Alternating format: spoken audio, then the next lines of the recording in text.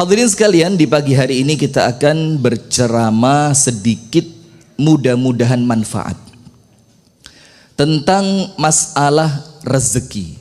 Karena disampaikan tadi, saya punya beberapa pilihan materi, cuma setelah disampaikan tadi, mayoritas jamaahnya di sini adalah karyawan dan petani, karena tempatnya sawah ladang gitu ya.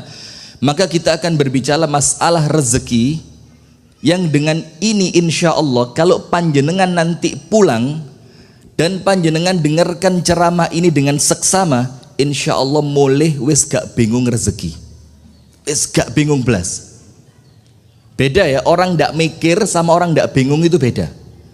Kalau mikir itu normalnya manusia pasti mikir, gak ada manusia gak mikir, itu gak ada.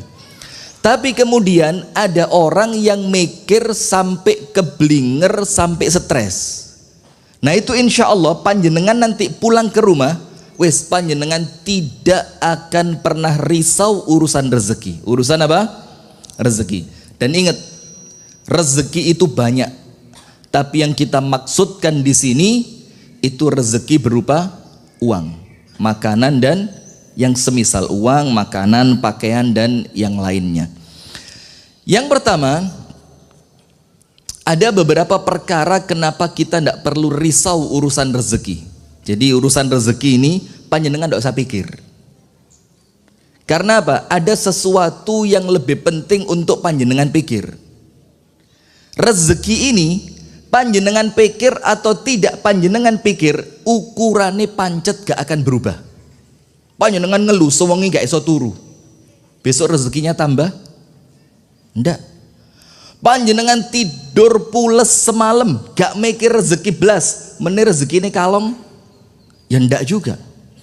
Nah, maka untuk urusan rezeki ini sengaja, dan kita bersyukur kepada Allah ada dua perkara yang itu mutlak di tangan Allah, bukan di tangan manusia. Kita syukur sama Allah.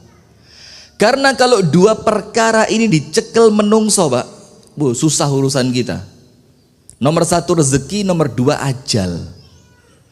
Coba rezeki itu di tangan manusia, sing sugih mewong siji. Liyane gak oleh sugih, liyane gak oleh mangan, liyane gak oleh kelambian api.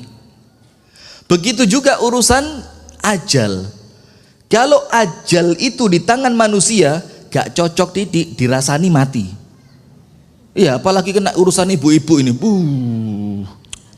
ngerasani mati, itu ben menit ngerasani terus itu. Nah maka kita bersyukur kepada Allah, dua perkara ini mutlak ada di tangan siapa? Allah. Sehingga bagine roto ngaturi tepak. Sekarang poin pertama, kenapa tidak perlu mikir rezeki? Coba kalau saya mau tanya sama panjenengan, Pak, Bu, kenapa rezeki itu tidak perlu dirisaukan? Jawabannya apa? Itu jawaban murid-murid SD Muhammadiyah, itu sudah ada yang ngatur. Panjenengan di rumah rezeki diatur istri kan? Coba. Kenapa rezeki itu tidak perlu dipikir blas? Cul noy. Tuh, situk salah liane wedi.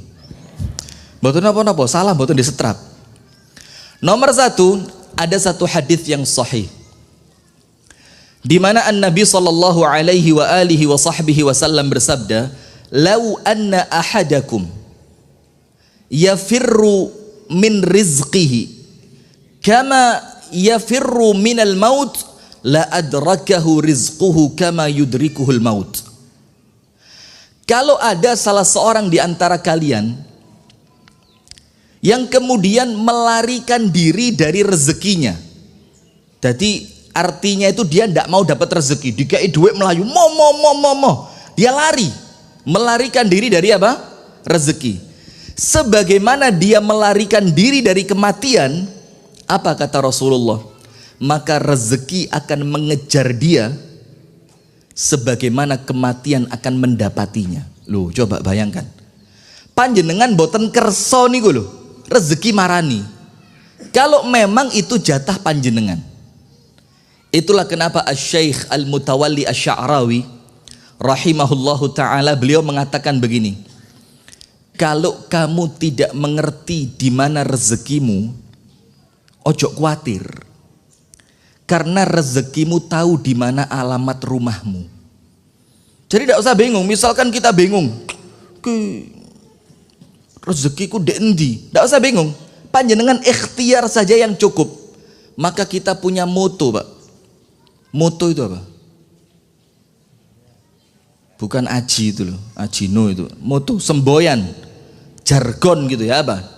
Nomor 1, doa sebanyak-banyaknya. Nomor 2, ibadah sebaik-baiknya. Nomor 3, ikhtiar secukupnya saja. Gak usah ngoyo teman-teman. Nomor 1 apa? Doa sebanyak-banyaknya. Dongo sing wakeh.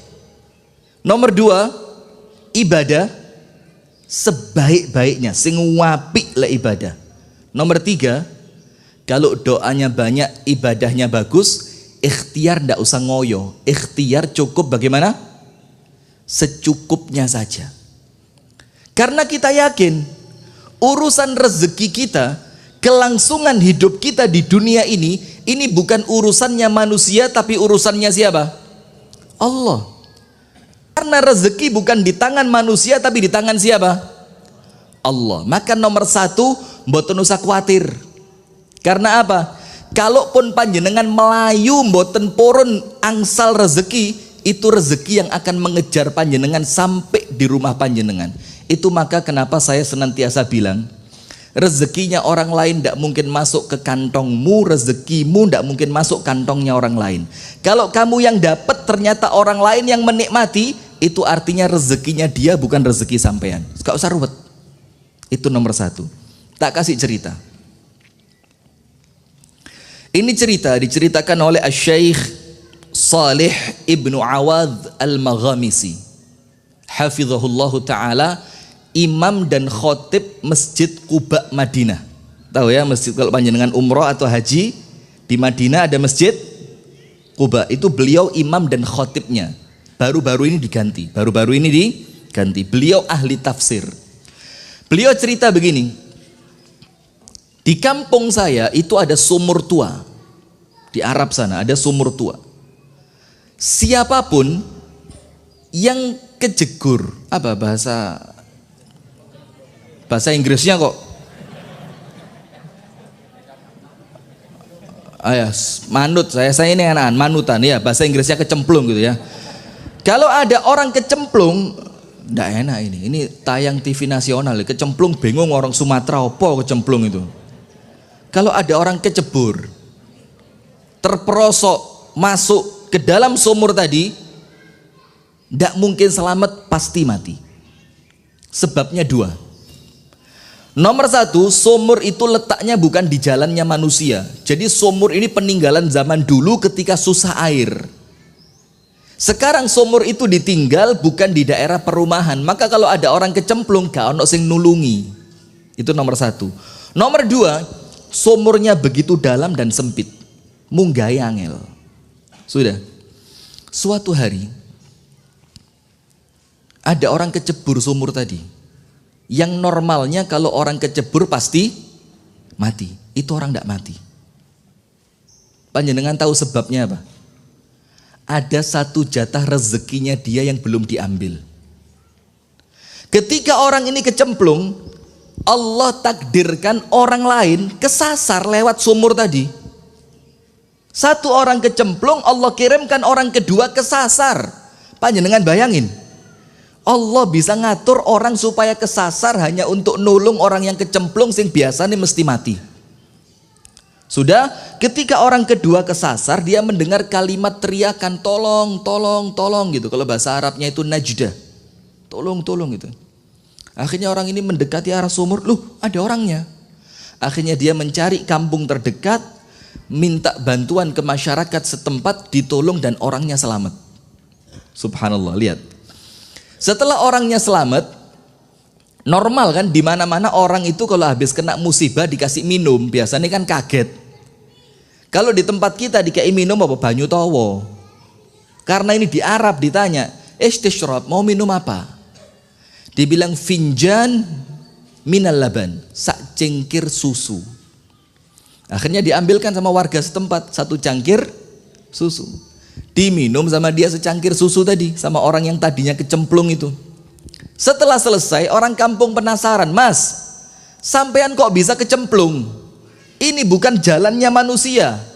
Dan ndak ada orang lewat sini." Loh, lewat itu lo ganok, sampean kok malah nyemplung. Akhirnya ini orang tadi cerita, "Saya ini ndak tahu kenapa kok kepingin lewat sini. Dan saya ndak tahu di sini ada lubang, saya ndak kelihatan. Ya moro-moro saya mencolot aja, mencolot moro-moro kecemplung." Dan ketika dia ngomong mencolot, mencolot temenan. Jadi dia kecemplung untuk yang kedua kalinya. Subhanallah, ketika diangkat dari sumur tadi untuk yang kedua kalinya, ternyata orangnya sudah mati. Kemudian oleh Syekh Saleh bin Awad Al-Maghamisi, cerita ini ditaklik. Taklik itu dikasih penjelasan. Beliau bilang begini, boleh jadi kecebur sumur yang pertama seharusnya orang itu sudah mati. Tapi karena Allah lihat ada satu jatah rezekinya dia yang belum dia ambil, maka oleh Allah diselamatkan lewat orang kedua untuk menyempurnakan rezekinya dia satu cangkir susu. Setelah rezekinya sempurna, baru orangnya boleh mati. Itulah hadis Rasulullah, lan tamuta nafsun hina tamut illa wa qadis tufiya ajaluh wa rizquh. Tidak akan pernah orang itu mati sampai rezekinya sudah sempurna, ajalnya sudah sempurna. Artinya apa? Kalau panjenengan masih hidup, berarti jatah rezeki panjenengan masih ada. Yo kari cara golek ini aja, betul gak? Nah itu poin kedua. Nomor satu, kalau panjenengan kabur, rezeki sing nguber panjenengan, maka ndak usah bingung. Nomor dua, panjenengan tidak akan mati sampai rezeki panjenengan sempurna. Berarti kalau panjenengan masih hidup, rezekinya masih ada. Hatta walaupun rezeki itu berupa tetesan infus. Ada enggak? Kalau jatah tetesan infus terakhirnya dia wis selesai dari Allah, ya wis berangkat. Garisnya bukan lagi begini, didit, didit, didit, tapi garisnya bagaimana? Tit. Apa artinya? Inna lillah wa inna ilaihi rajiun.